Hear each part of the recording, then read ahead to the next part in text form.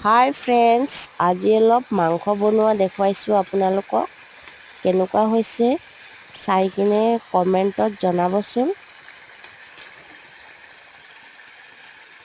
Broiler মাংস বনাই ৰাখি আছোঁ।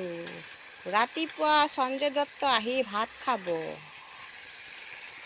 100 টকাৰ ব্ৰইলাৰৰ মাংস আনিছোঁ আজি। টেষ্টি কৰি বনাই আছোঁ। এইটো হৈছে চিকেন মছলা। এতিয়া মই চিকেন মছলা দিম।